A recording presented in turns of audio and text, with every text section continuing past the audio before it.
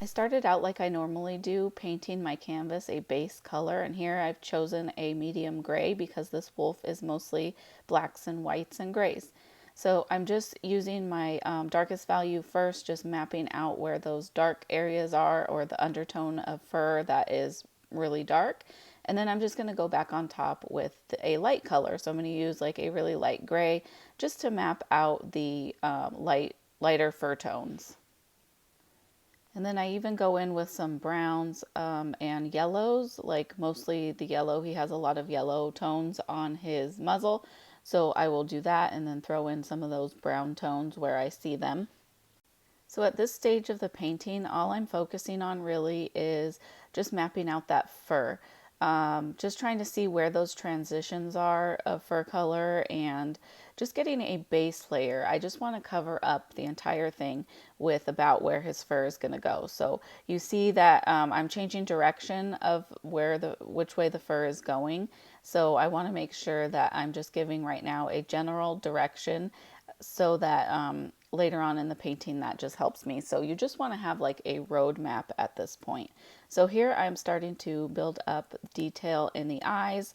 I like to focus on the eyes first just because that is the main thing of the artwork.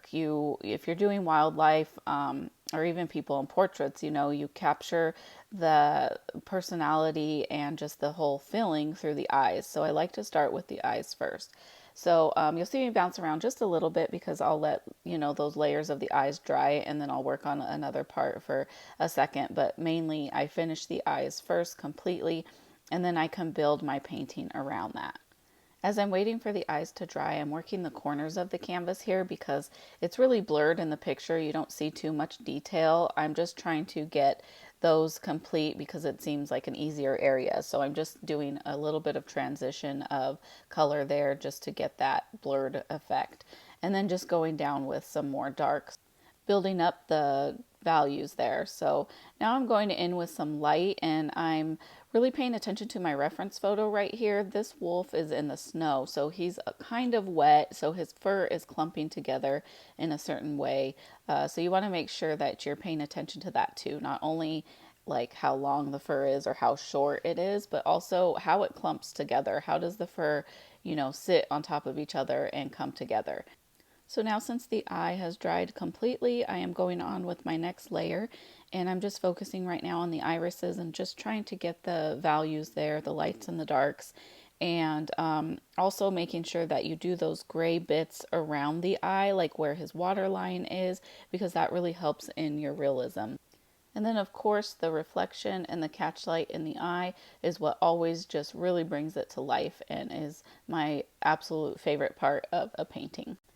And since the eye is done, now I'm just kind of working my way out and around the eye, getting some finer detail in there. So I've switched to a smaller brush and I'm just giving it a little bit more dark there around the eye so that the white will show up better. So I'm just adding a bunch of different gray tones around just so I can get those values and that fur texture to start to build up. So I like to generally go dark to light right there. On my first layers, I went a little bit light, and that's okay because we just wanted to get color down. So that's why I am just going around with some darker values just to make sure that those whites show up completely. So here I have kind of slowed the video down just a little bit so you guys can just really see what I'm doing. And you notice how my brush is changing direction all the time. Sometimes it's pointing up, sometimes it's pointing down.